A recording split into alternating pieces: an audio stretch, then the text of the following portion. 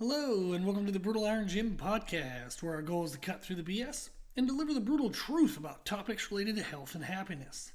Today's podcast number 2251. The topic is nutrition, and the title is How to Prep Healthy Family Meals.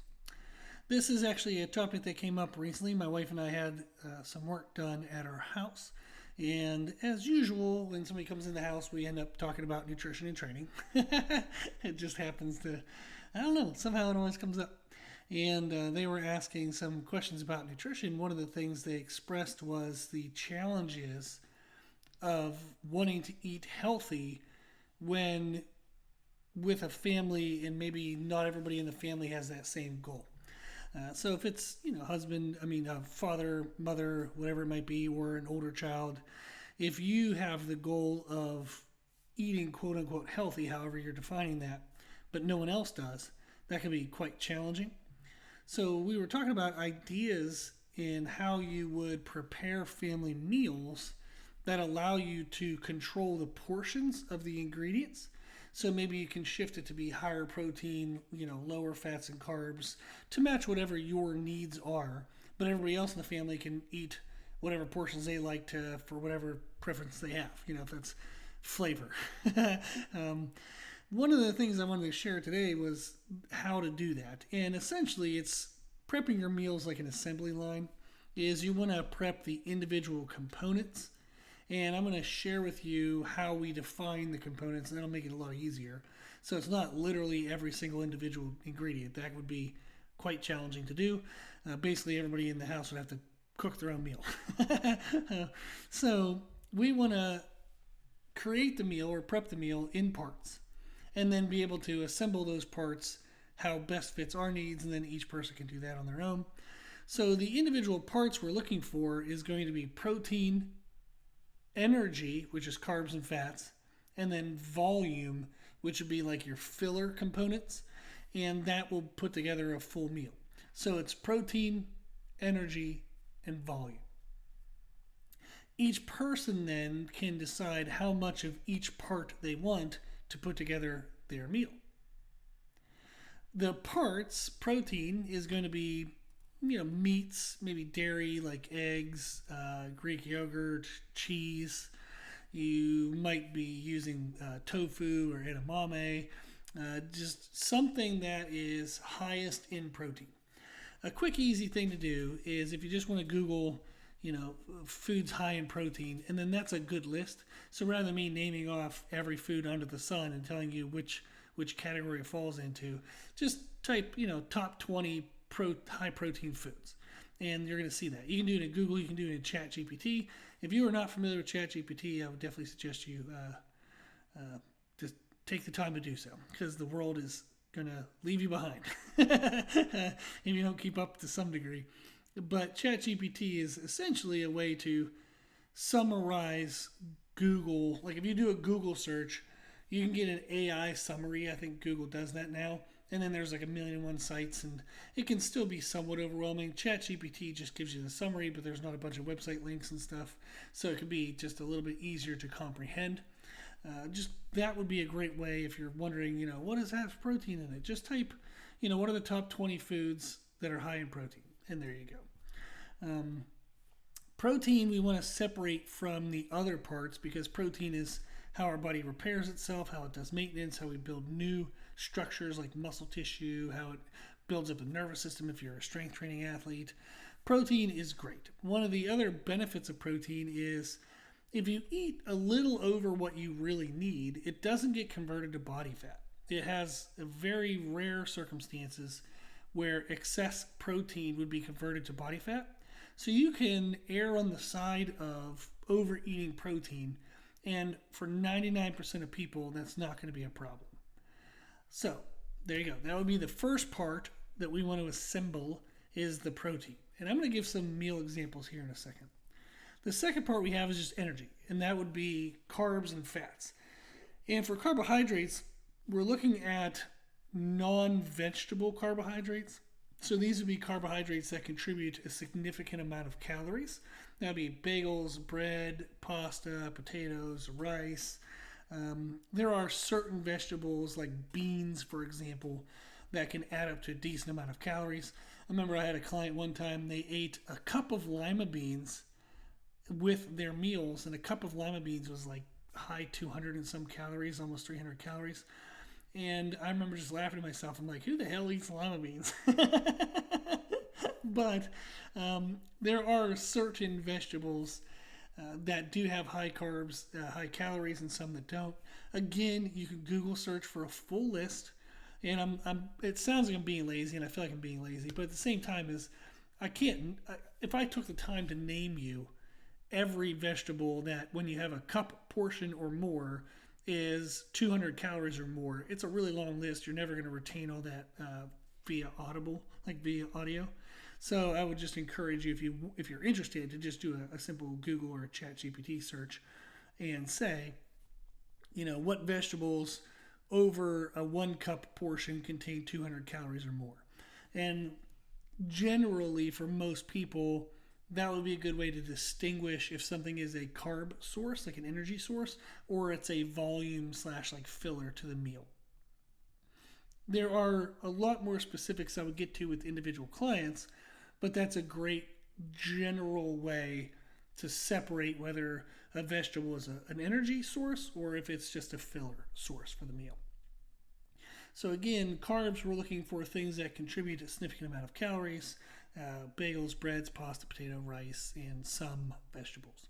Fats, it would be in some of the meat. If you're having a fatty meat, then that would contain fats. So think of like a ribeye or a steak or ground beef if it's not specially made lean.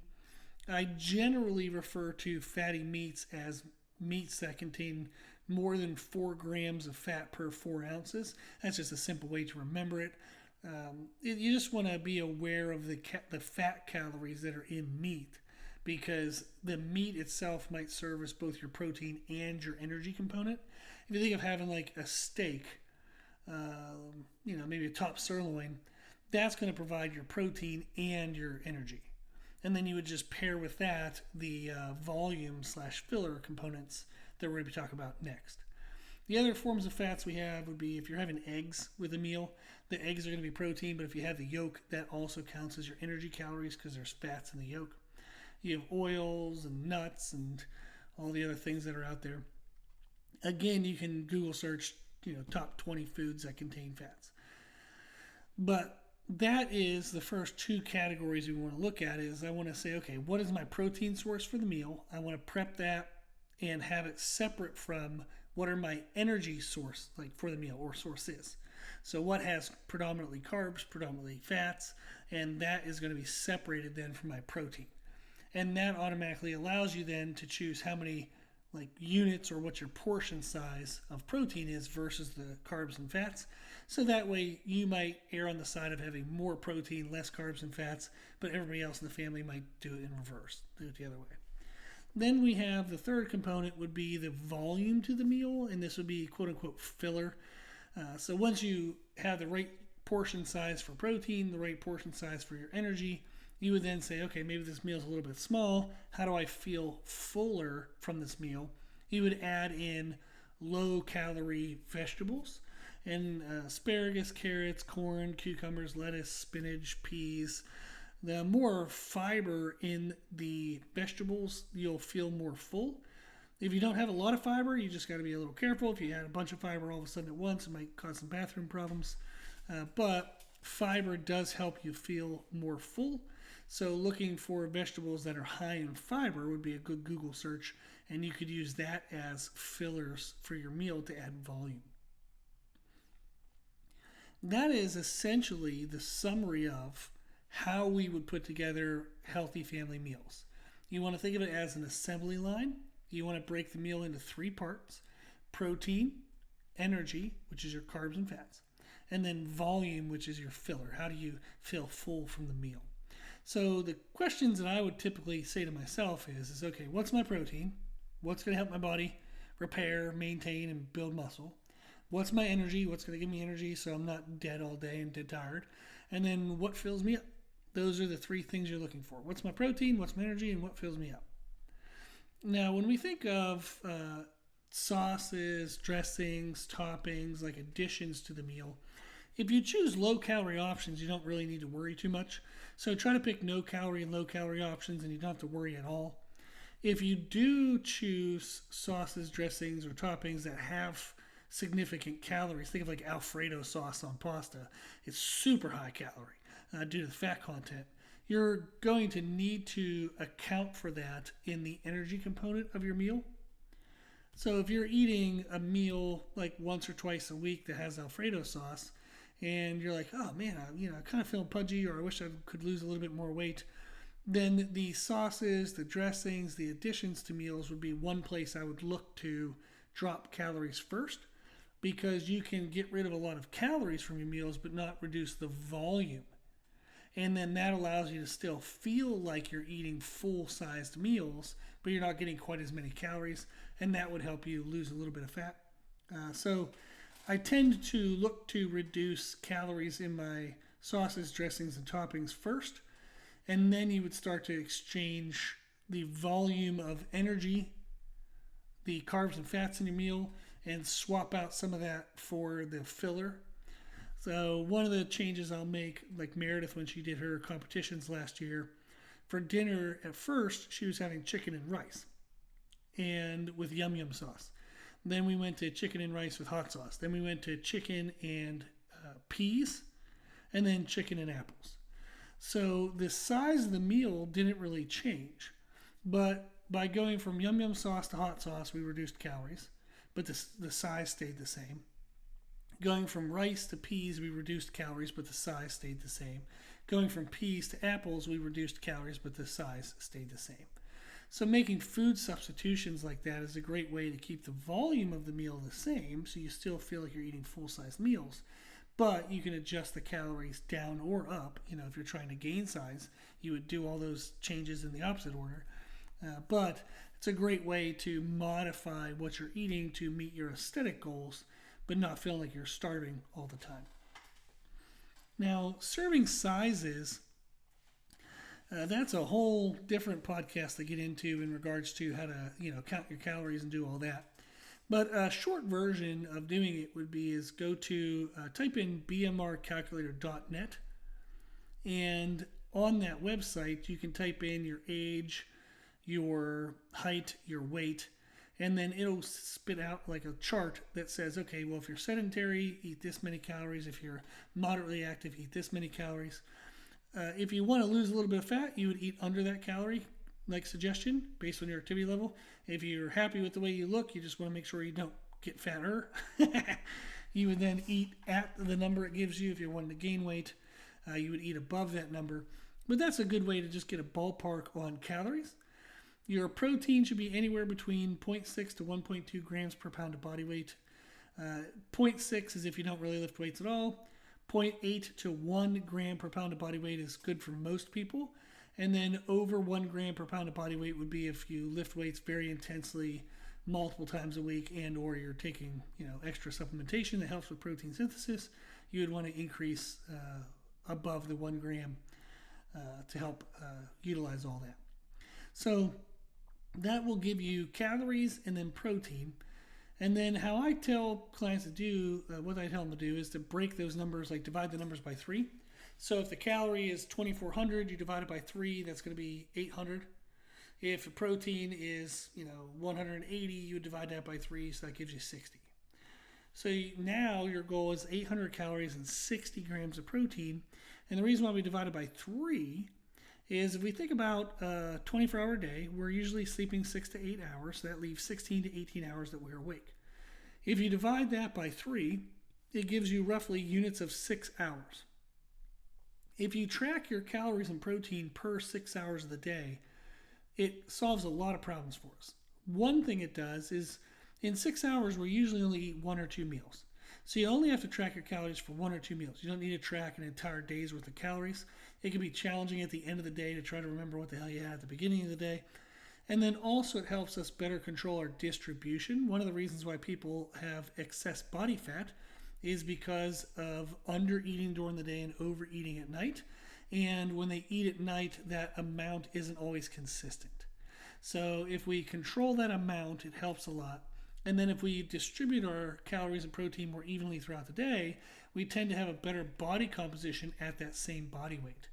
So if you eat all your calories at the end of the day, you tend not to optimize body composition for most people, most situations. So it's better for body composition and weight control to spread the calories and protein out throughout the day. So we have our total amount of calories, total amount of protein, divide that by 3. Then you're going to have those numbers that you want to aim for every 6 hours. So at dinner, that's going to be the final 6-ish hours of you being awake. You then aim for that many calories and that many grams of protein in your dinner. If you don't want to do all that, totally understand. A general recommendation for portion control is that your protein should be equivalent to the size of 1 to 2 fists. So if you make a fist and cut it off at the wrist, that's the size of protein that you should have. If you're very active and you lift weights, you would want to have more than one, maybe 1.5, maybe 2 fists. If you're not very physically active, probably 1 fist is enough. For our energy foods, same thing, 1 to 2 fists. The more active you are, the higher you would have towards 2. The less active you are, the lower down you'd have towards 1. And then our volume / filler, our vegetables, can be as much as you want to feel full from the meal. Okay? And then that kind of lets you know a little bit about portions if you don't want to do all the calorie counting and protein counting. Again, the thought process is, what is my protein, what is my energy, and what fills me up?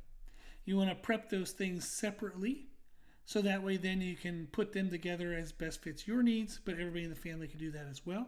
If you think of like spaghetti and meatballs, the protein is the meatballs. So you make it out of lean meat, egg whites, maybe a little bit of breadcrumbs. So you got your meatball. Then you have your energy, that would be the pasta and the pasta sauce. If you do a red sauce, that's going to allow you for more sauce volume because it's lower calories than Alfredo. But pasta and pasta sauce would be your energy. And then volume can be side salad. Maybe you make a side salad, some iceberg lettuce and spinach, and put on some radish, a little bit of onions, bell pepper rings, whatever you might want to do. But that would be a good way to put together spaghetti and meatballs. So for you, you can maybe choose more meatballs, less spaghetti, like less pasta and sauce, and a bigger side salad. But everybody else in the family, they can put a whole plate, heaping plate load of pasta if they want. But that's a good way to kind of separate that out. Another example would be tacos. Your protein can be lean beef or shredded chicken. Maybe add in some fat-free cheese for some extra protein. The energy is the tortilla wrap. Maybe you add in white rice or beans or sour cream or guacamole. And then the filler can be salsa, corn, lettuce, things like that are lower in calories. But that's the idea on how we can prepare healthy family meals. Is think of it as an assembly line. Prepare your parts individually, which would be protein, energy, and volume. And then portion those parts out as best fits your needs, but then everybody in the family can do that for their preferences as well. Okay, hopefully that was helpful. Hopefully it gave you some good insight, some good ideas to try. If you have any other questions, just shoot me an email at brutalirongym@gmail.com. If you're interested in what we can do to help you, we do have our one-on-one service you can learn more about on our website, www.brutalirongym.com. And now we have a Patreon service. You can go to patreon.com/brutalirongym. The Patreon service allows you access to training programs, weekly Q&A, and educational videos. So that way you can get a lot of good information, helpful programs. You get to ask a bunch of questions, but it's cheaper than our one-on-one service. The questions you ask, and then you'll get them answered. That's pretty personal. The programs are not. You get a chance to see kind of what I write for my clients, and then you can kind of pick from them as you want. If you want actual personalized programming, though, you'd want to sign up for the one-on-one service. But to let you know that both those services now exist, you can learn more about them on our website or at patreon.com/brutalirongym. Cool. If you like the podcast, please share the podcast. The more people that know about it, the more people will be helped by it. If you like the podcast, you can consider donating to support the podcast. You can do a donation on our website. You can also buy your supplements from Nutricost.com using the code BrutalIron10. That's actually where I buy my supplements. You can get great supplements at a 10% discount with the code BrutalIron10, and then 10% of what you spend gets kicked back to us. That's a great way to donate to the podcast. If you like the information we share in the podcast, you can find more from us on our social media channels. You can find us and follow us on Instagram and YouTube under the name of Brutal Iron Gym. As always, I hope this was helpful, and thank you for listening.